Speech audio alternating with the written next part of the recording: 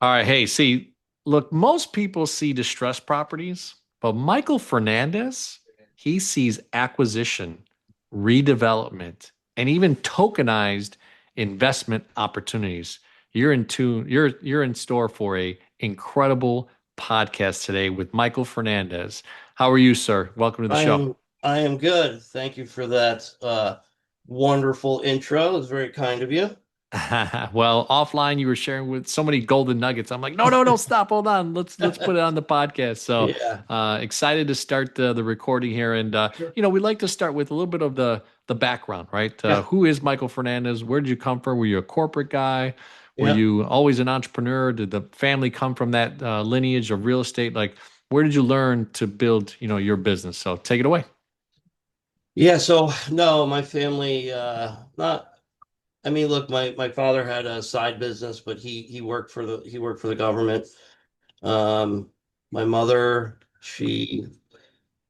yes, I mean she had a house cleaning business, but she was more of a stay-at-home mom than anything. So not really too much for my parents. I think it was more about the people I surrounded myself with, more than anything. But my background was I was in the military. From the military when I came out, I did personal protection work and I fought professionally in MMA for about Mm. 5 years. Um, I did pretty well, shattered my hand, and a couple other bumps and bruises. Pay wasn't that great. I had a kid to support, so making $500 a fight wasn't wasn't cutting it. Um, I ended up getting introduced to real estate back in '05, '06. I had August 18th of '06 was my last fight. But in '05, I got introduced to mortgages. Um, and then just kind of started working my way through there. I did residential mortgages, commercial mortgages. Um, Went to work for a hedge fund here in New York, um, for a few years. I was doing some spec homes and stuff like that on my own, because I had met a couple builders that I had gotten along with, so I was doing some spec homes. Uh, and then the market tanked, um, and the fund did not need me anymore because they were recalling a ton of loans and they were becoming more of a property management company than anything really. Um, so from there, I kind of had to figure out stuff on my own. I mean, I lost literally everything. I mean, all my cars, the couple properties I did have personally, I mean, gone, right? So I really had to start from scratch. So Yeah, no, I mean, it was crazy. It made it hmm, really was. But what saved me was the real estate investing because hmm.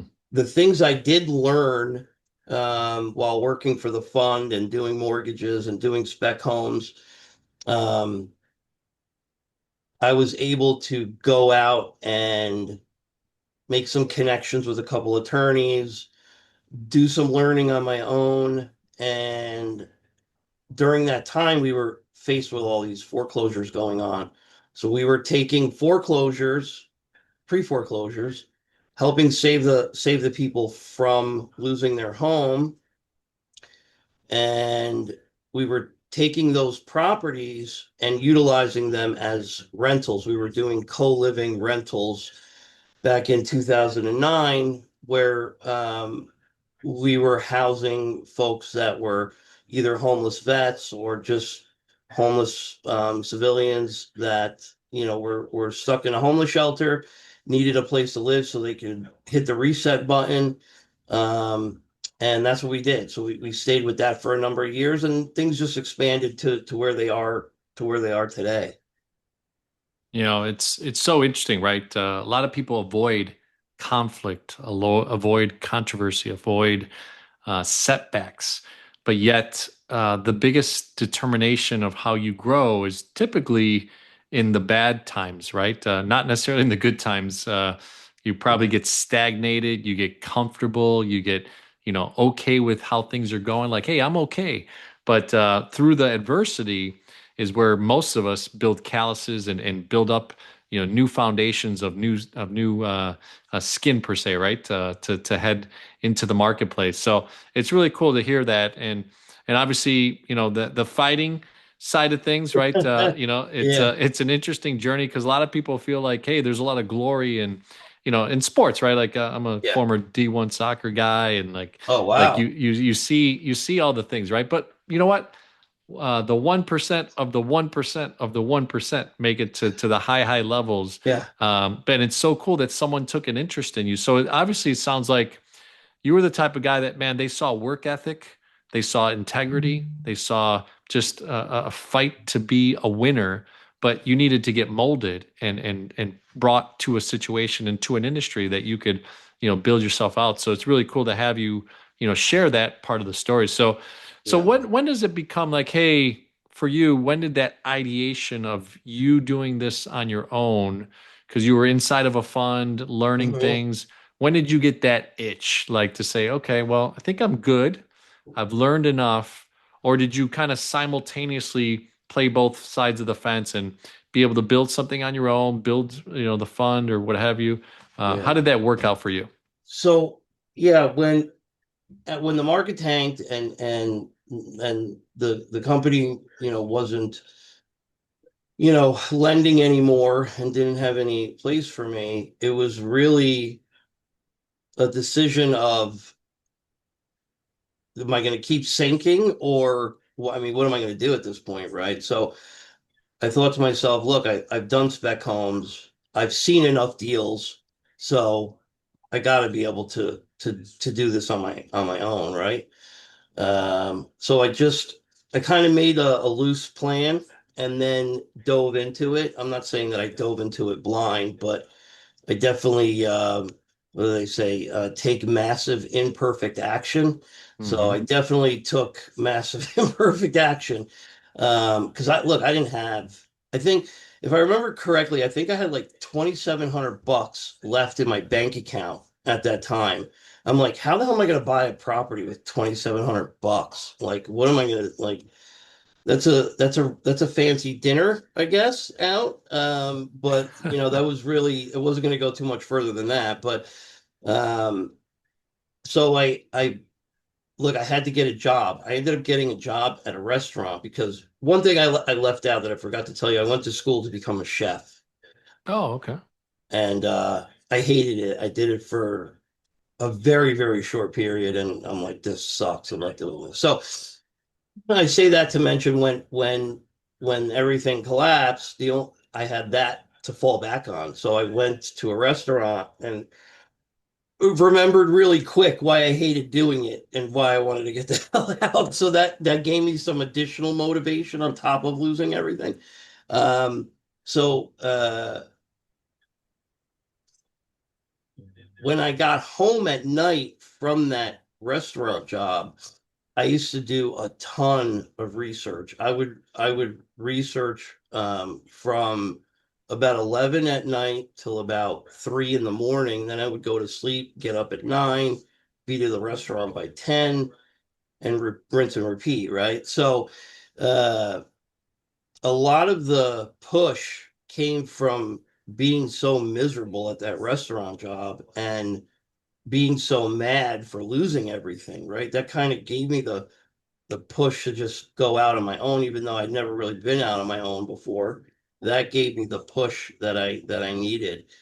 And like I said, I put together a very loose plan, and then dove in, and it was kind of like how do they say, trial by fire and like OJT. Um, you're learning from your mistakes as you go. Because back then, I didn't really. There was the idea of a mentor to me was I didn't even really know what the hell that was. That Hmm. was it was not something that I was familiar with, right? So I was doing it on my own, building this company that um, I had no idea where it was going to go to, who I was going to meet.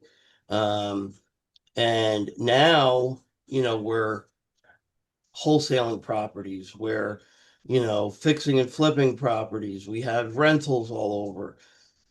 Put together a fund on my own out of necessity because of deals that we were doing.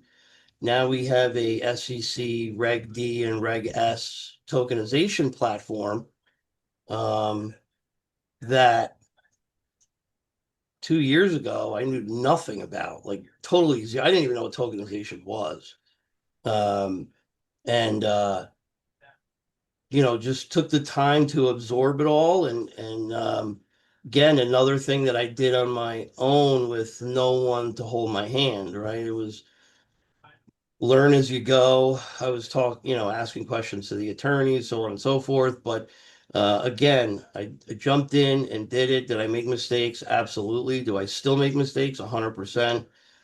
But I was able to put together a team that make up for where I lack, right? Which is probably a lot of places if you ask them. But uh, I was able to put that together, which is a huge help to me, and is really why this is going in the direction that it's going. It's really because of them. Um, yeah, I had the idea, but they've been putting in the work and really helping me to get this where it's going. But and then we had a third vertical to the company, which when we go to these properties, and a lot of them being virtual because I mean the internet, nobody's just buying in their backyard anymore. Most people are going all over the place to buy. The problem that came about was I didn't, you don't have somebody that somebody that you trust to go and look at the property, get a rehab estimate, or, let's say you lock it up and you're going to flip it and sell it, or if you're going to renovate it and sell, you don't have any of those boots on the ground there. So we put together a boots on the ground company, which again was meant to be internal um, for just our deals. And we started getting requests from other investors that we worked with, if they could, you know, use the service or get some help where, they had a property or whatever. So now that has also turned into a business that we're launching and now letting other investors use. That just came about like a month or 2 months ago. We started uh, pushing it out to the public. So that's very, very new. But uh Hmm. the response has been like it's been crazy. Just from the initial um inception of this thing, uh putting it out to the public, in the short period of time has been phenomenal. So that company is Home Solutions HQ. So we also have Investor Solutions HQ, right? Because we had one that was geared mainly towards the investors, but we said, you know what, homeowners are dealing with the same stuff, right? Um, so we opened up a another one that was very similar, but it was geared towards homeowners. But it was something out of need, out of necessity that ended up turning into another company for us kind of accidentally. But it was just a natural vertical because we were using it and having to call around and find people to go do these things for us at these properties. But it was a pain in the neck, right? Because if you don't know who's good. You're not from the area. You don't know who's going to rip you off. So we had to put a lot of work in to make sure we're getting good companies. But yeah, so that now is another vertical that we have, and hopefully that's gonna be it with this. But honestly, it's really grown into something that I couldn't imagine that it would have been back then. Like I couldn't have seen this far ahead, but a lot of it had to do with, taking that massive imperfect action and just going and doing, not being frozen with fear or analysis paralysis or any of that type of stuff. Is more of putting a light plan together, and jumping in and doing it, So yeah, No, it's interesting, right? The trials and tribulations you've had in your life. Some would lean to just kind of crawling in their shell and saying, "Hey, woe is me," right? yeah, I didn't get this opportunity. Or I wasn't open this door. But seemingly, part of the Go4CEO mindset is really being driven by mindset and understanding that, hey, that next step is your responsibility. Take the step, yeah, learn, take the step, learn, right? And then be yep, open to, like you have been, at different verticals, different ways of doing things. And you said you had a foundation of going back to the restaurant industry, but you didn't quit there. Like you didn't say, okay, well, yep, I'm just going to go back to the industry that I don't really like. I got something of a degree per se in it, yeah, culinary degree, but I'm willing to just settle. No, you went 9 to 5 and then 5 to 9, or yeah, even probably older or yeah, later. yeah, Um, you put in the sacrifice. So, kudos to you to be at the point that where you've built the credibility, you've built the investor group, you've built the systems now. And now, how cool is this that you had built a some sort of system of boots on the ground, and now other investors, other groups are saying, "Hey, Mike, we need those guys, right? Let's yeah, let's use them as a service." So, yeah, well, awesome. I mean, a lot of the things that we talk about on the Growth Show channel is leadership, operations, scaling, marketing.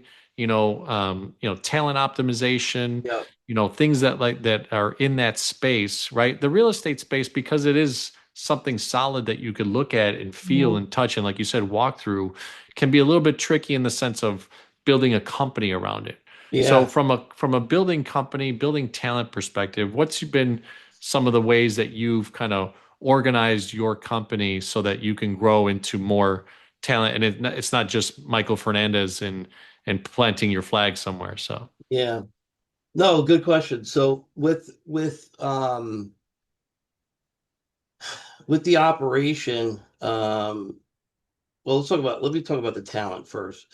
Having the people that you bring into your company, especially when you're first starting, right? They are the most important piece that you're going to put into your company, right?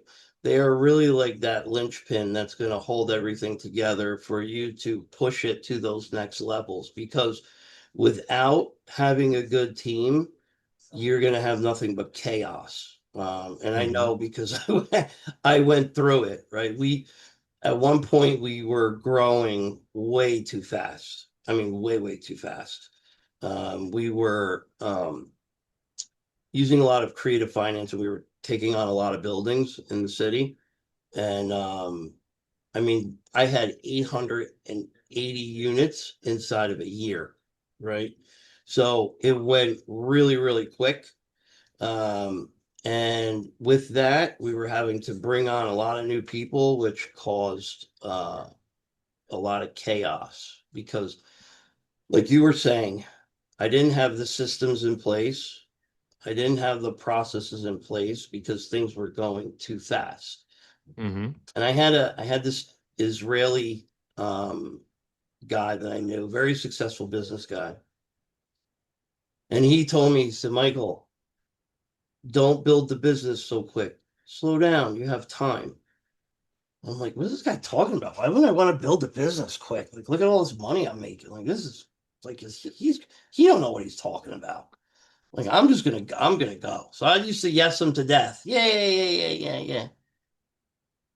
But man, was he right? Hindsight's 2020. But um, I had my payroll at that point was 150,000 a month, right? For work that could have been done by 50,000 a month. So I had mm, like about 100,000 a month in waste going out the door. Why? I didn't have the systems in place. I didn't have the processes. And because of that, the people were not doing the jobs to the best of their abilities. mhm. Um, they didn't have an exact approach to doing those jobs. Um, and it caused a lot of chaos and headache, um, and a lot of money. And it caused me to almost get sued a couple times. So growing too fast, which I know a lot of people say would think, exploding so quick and getting to make all the money is a great thing, but it can actually do you more harm than it can good. We actually had to take steps back, and then I had to go renegotiate with these people that I had took the buildings from because a lot of them were giving me owner financing, right? So I had to renegotiate with them. Some of them I had to give the buildings back because I just couldn't keep up with everything. Um, Scaling it back the way I needed to, where it could have been manageable.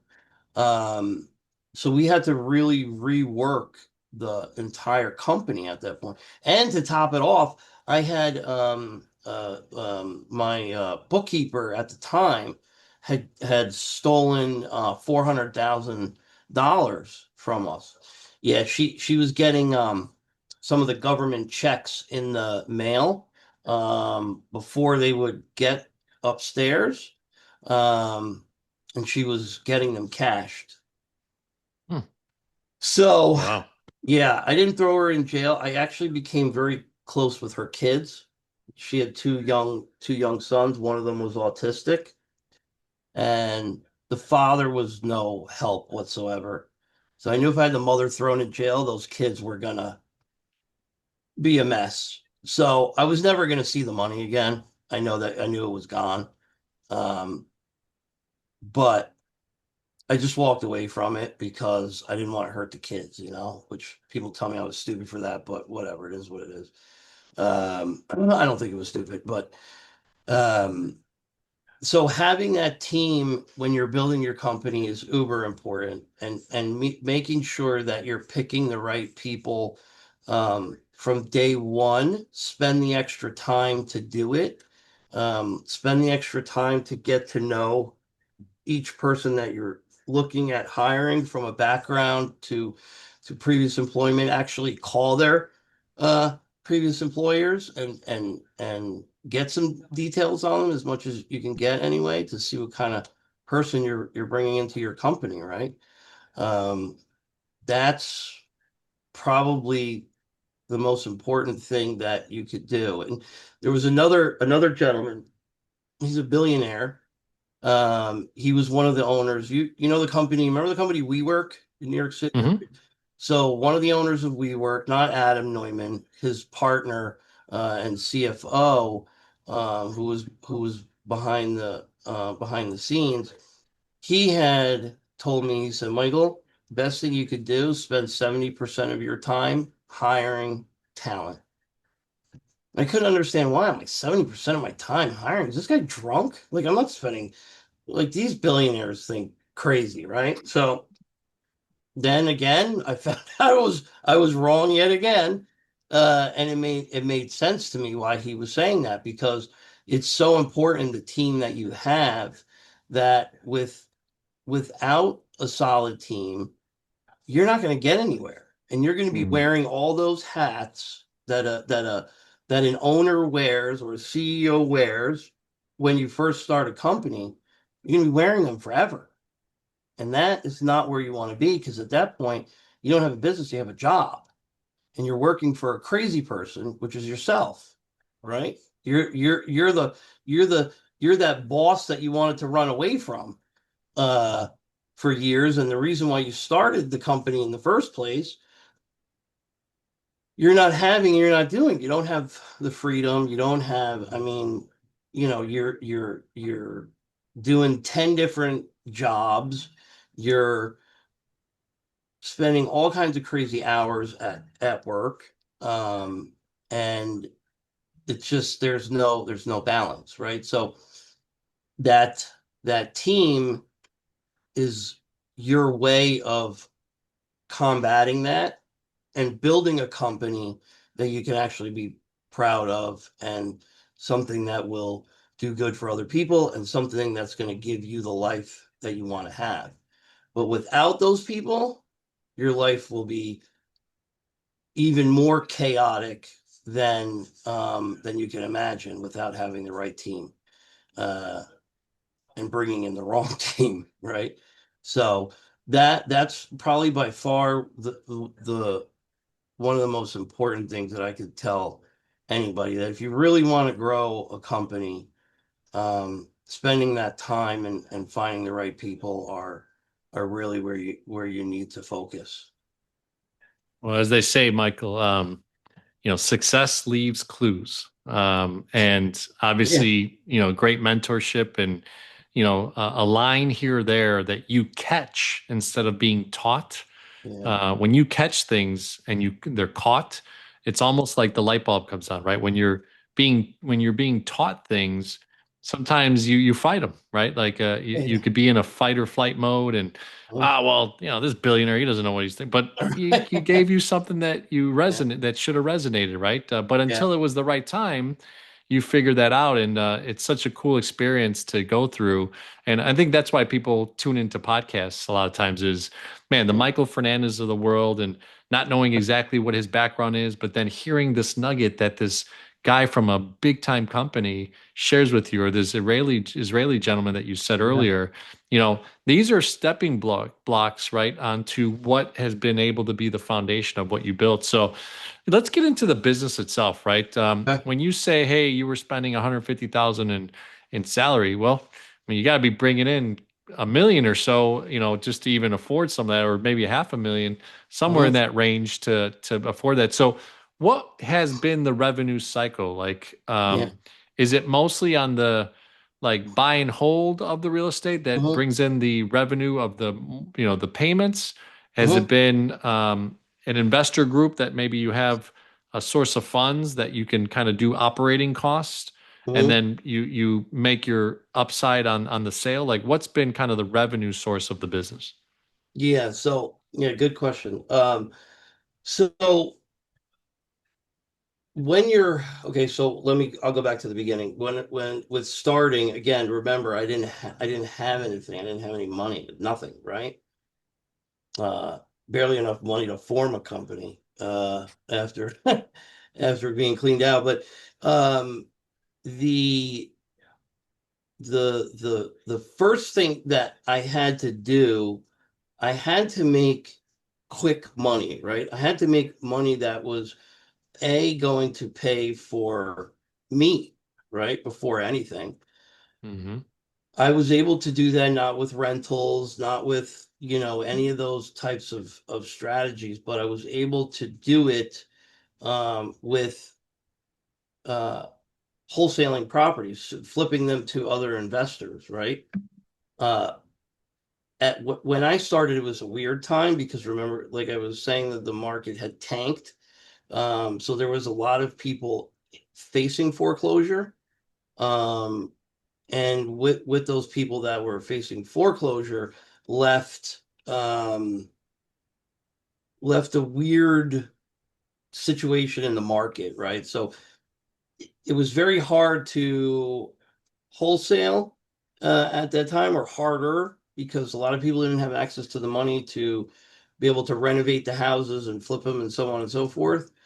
So I was flipping to other landlords that were not going to, uh, fix and flip the property. They were going to hold on to it, right? And the reason it worked was we were able to catch up the mortgages on these properties, because some of the ones that we were working with, they weren't like a ton of months behind. Um, so we were able to catch up those mortgage payments, right? We were able to flip the homes. And part of the deal was the investor coming in, catch up the mortgage payments, and take over the existing mortgage in place, right? So it it saved the incoming investor from having to go out and get a loan, which again, so many banks were falling apart. You weren't going to get a loan really at that time. So by using the existing financing, and catching up the mortgage payment, um, those properties that we got, I was able to flip and get rid of, right? So it was that upfront wholesale money that was able to pay my bills on the day to day, and allow me to start building the company out. And then I started holding rentals on my own and so on and so forth as things built out. But today, I still use the same methodology or thought process, right? I have the different verticals inside of the real estate investment company where we have our now money, we have our kind of intermediate money, and then we have our long-term money, right? Um, and our now money or in our immediate money comes from those wholesale deals that we do or the uh,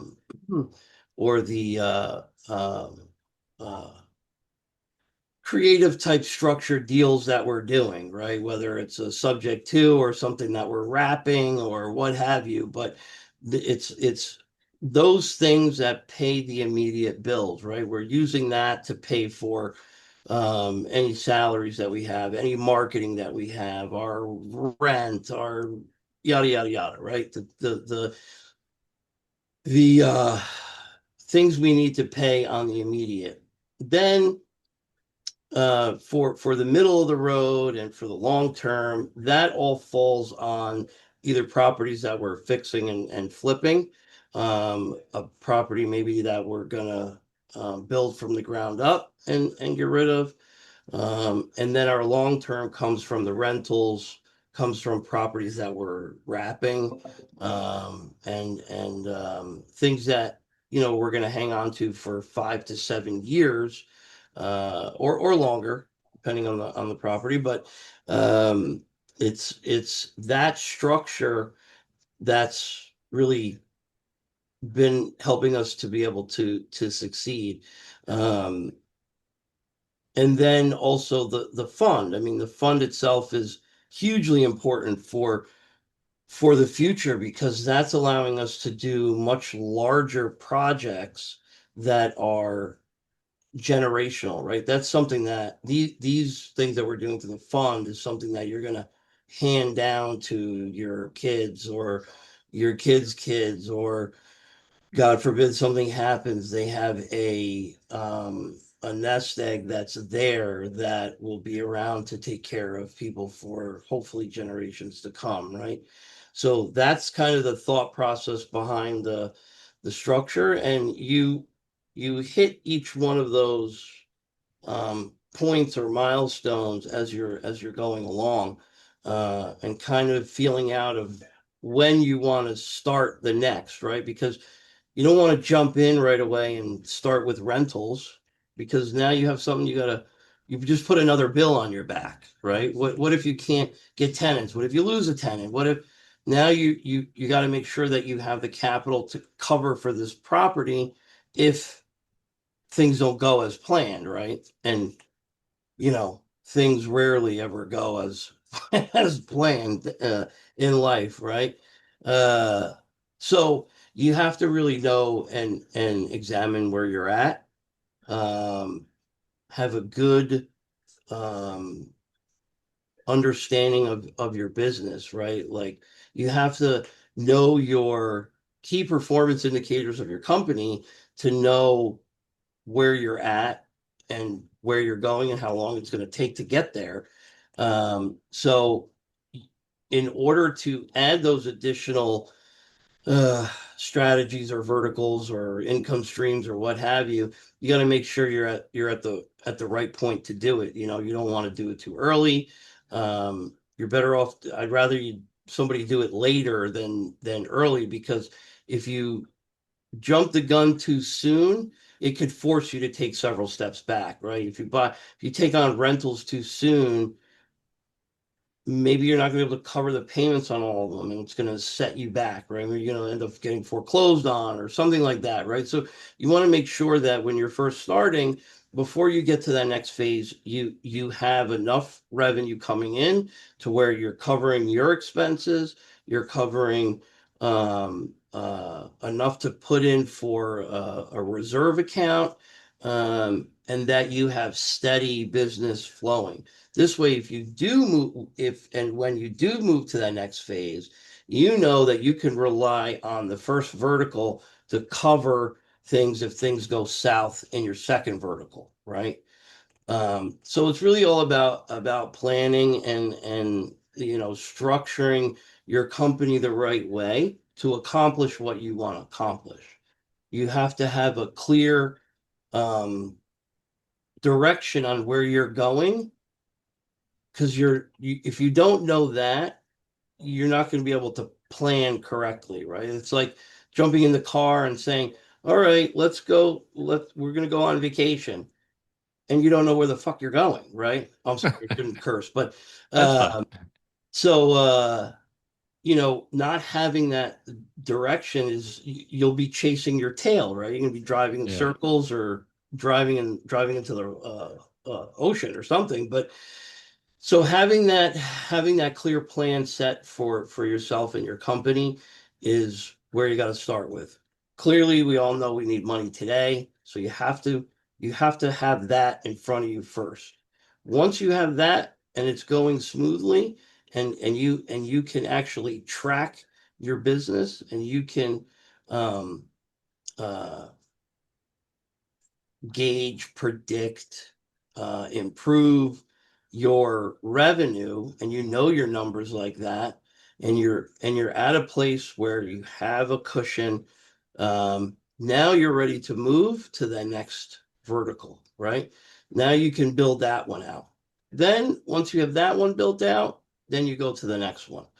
Don't do like I did and try and do two of them at one time, because then that leads to headaches too, which was another lesson I learned the hard way. As you can see the pattern with me, right? I like to learn the hard way. My father always told me I had a hard head, so this is the outcome. I can relate. It's probably the Latino in us, man. So Probably, right? Yeah, yeah, that's a good point. Yeah. yeah, it's I mean we tend to do things a little bit different. Yeah.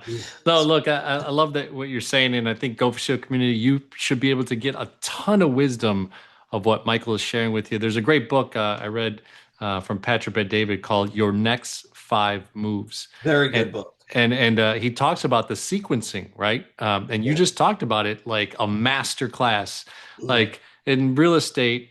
If you have no cash flow, they can't. The Uncle G says, right? If they don't know you, they can't flow you, right? Right. So That's right. it's cash flow, cash flow, cash flow is king. Right.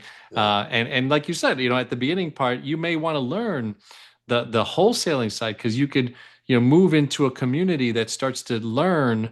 Okay, hey, this is a good deal, and if you leave enough meat on the bone, man, Mhm. somebody else will pick it up, and you make 5, 10, 15 grand, right? Whatever it may be. Yeah. But you stack 10 of those together, that's 100 grand, That's right? right. And now you start to have some capital, and there aren't a lot of bridge loan scenarios out there. There's a lot of investors. I know some people personally that have made millions of dollars that sit with their capital that will do bridge loans. Mhm. But at 12, 18, 20% sometimes, Yeah.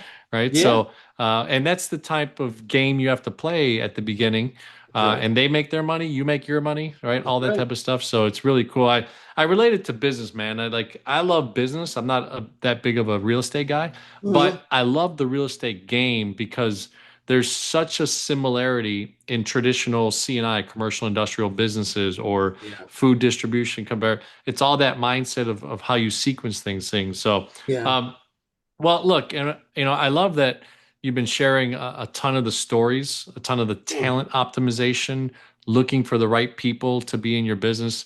What is it that right now, Michael Fernandez and your operation, what would you Mhm. say are two things that the marketplace should know about what you guys are doing, and maybe some programs that you do, or some clubs that they can invest into? What are some of the deliverables you can share today of what people can get into with you guys? Yeah, so good, another good question. So we have the biggest opportunity with us is through the fund, right? The investors pool. That's the name of the fund. company that runs it is fractional syndication. I have that fund or platform with my two partners, which they also have two very successful businesses. They have one of them owns a international scaffolding company, Mm. which they're doing between 20 to 40 million a month. And then my other partner owns a international construction and development company. They're actually the largest non-union construction company in Manhattan. So they build a lot of the superstructures, Oh, wow. concrete, steel, all that. They're going up, 1,000 feet in the air. I mean, it's nuts.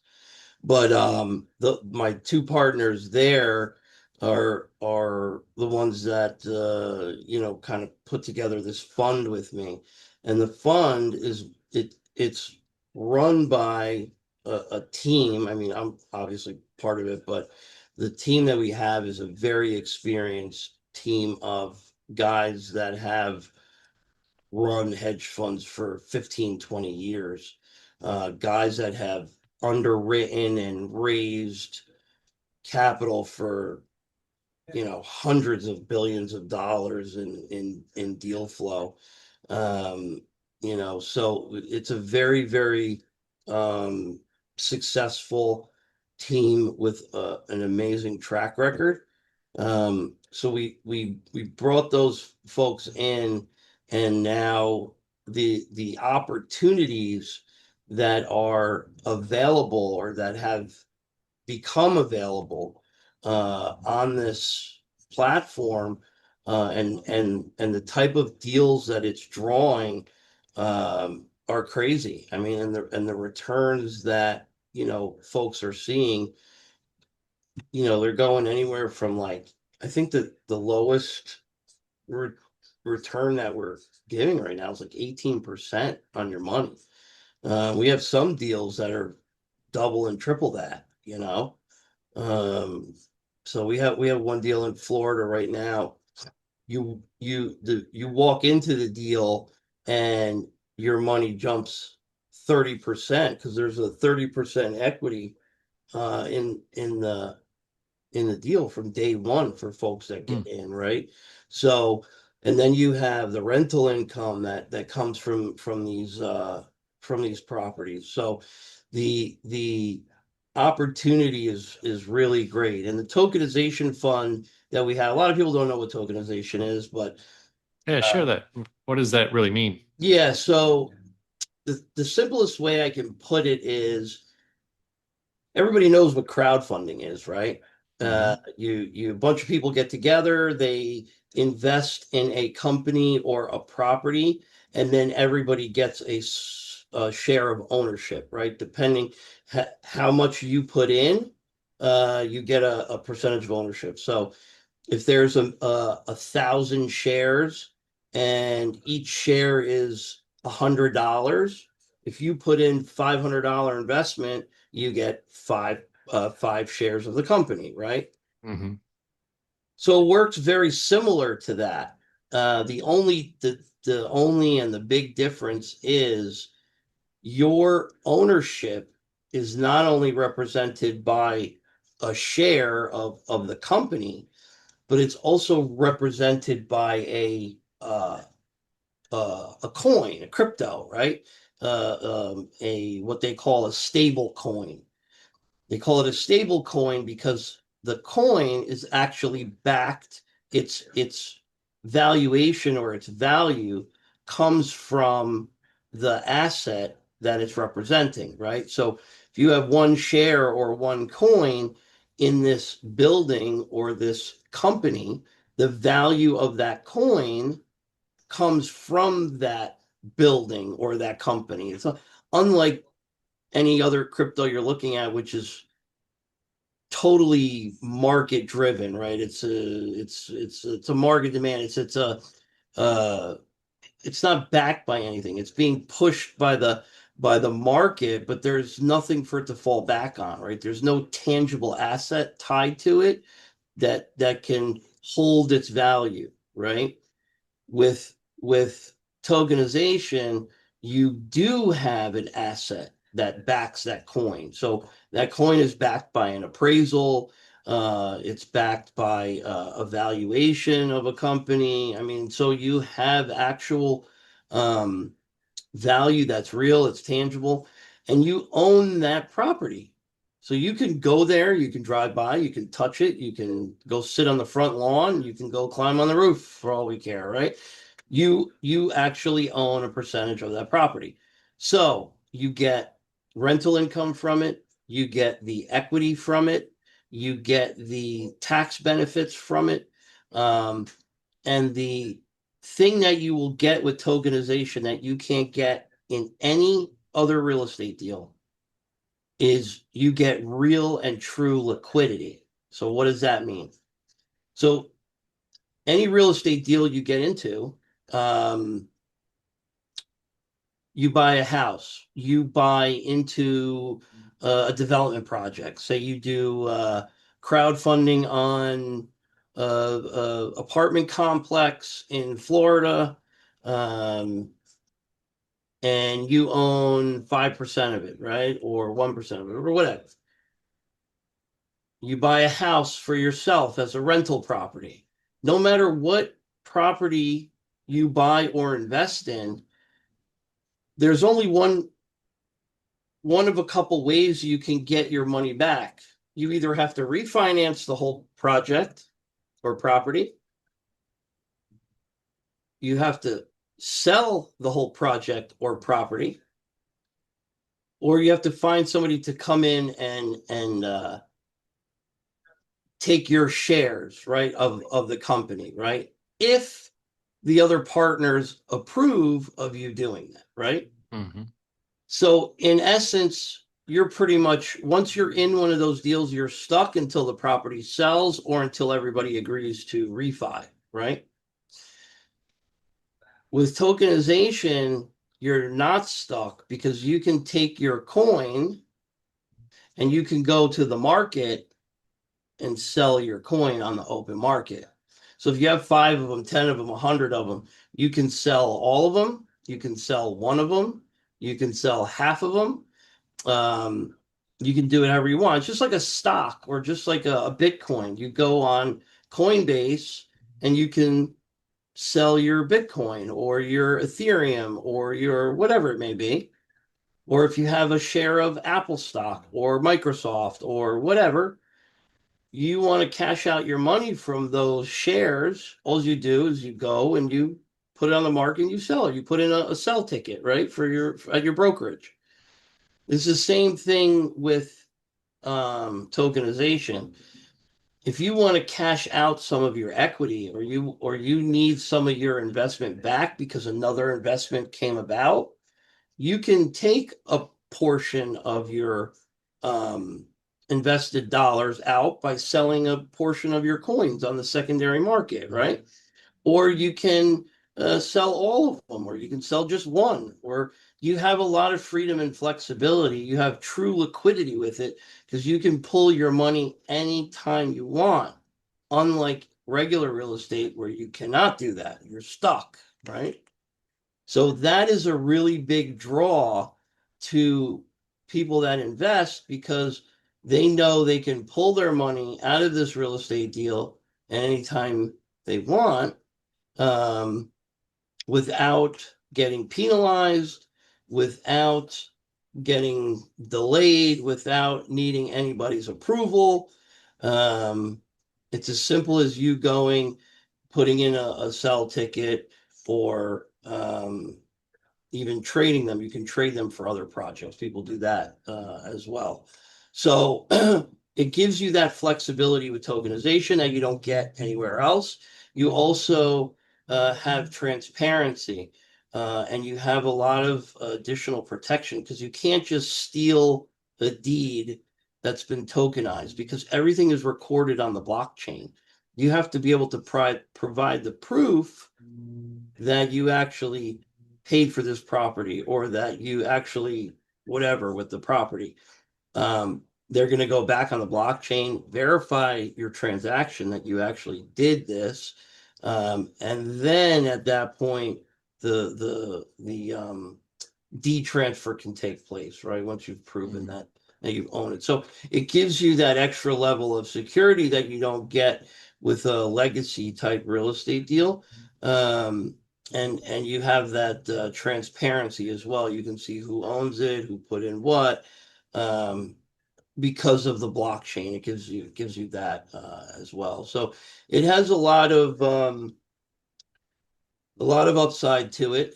The downside, which is always a downside to everything. Nothing is perfect. The downside is that some people say that the taxes are a little harder when you go to do your taxes at the end of the year. Sometimes you may not have a accountant that's familiar with it. And that's really the most difficult thing about it. Is having somebody that knows how to do the taxes Taxation of it. yeah, Yeah. how to do it the right way. Well, no, I mean, look, that was a little mini masterclass on tokenization, and again, you Yeah, took the initiative to learn that aspect of bringing that component to your company, component to the way that you do business, to yeah, add more value to what you do in the marketplace, right? So, yeah. really awesome stuff. So, look, as we wind down the interview, we always like to share, hey, what are some ways that people can get a hold of you? How would you like them to interact with your investor pool? What website? And you're in New York then? Is that where you're from? Oh, hello. Yeah, I lost you for Yeah, a second yeah, there. yeah. I was just Yeah, saying, you're how back. how how Yeah. would you like people to connect with you to, maybe look at the investor pool that the fund that you have out together? What are some of the best ways to get a hold of you? Yeah, I mean, you can go to theinvestorspool.com. That's the investors plural pool.com. You can find me on LinkedIn under the investors pool. We're on X as well. Or you can email me directly. It's Michael at theinvestorspool.com. So pretty simple. Just make sure that if you're going to email or go to the website, you got to put in the S because it's investors is plural. Sometimes people mess up on that, but Yeah, you don't want to go to a suspect site. yeah, no, Uh, yeah, absolutely yeah, not. yeah. But Awesome, brother. yeah, yeah, man, no, no, so those are the best ways to get us. Yeah, Awesome, awesome. Well, hey, we appreciate you coming on the GO4CEO channel. It's really just a ton of wisdom that you've shared. This space of real estate is so attractive, right? Because it's brick and mortar. It's something that you could really feel, touch, and be a part of. yeah, Sometimes businesses and other things that you do in life, you don't really get to see. Like, okay, what did I put my money into? How is it being affected? Like, where can I really feel and touch it? And that's why it's one of the best industries to create millionaires and billionaires. And a lot of people have worked hard and. You went from that, tragedy that happened to going back into the cooking and restaurant world to coming right back out a few years later and building the empire that you have and the connections that you have. So we're grateful for you to come out and share a little bit of your wisdom. So looking forward to having you on in the future and staying in touch, man. So thank you so much. likewise, man. Thank you. I appreciate you coming on.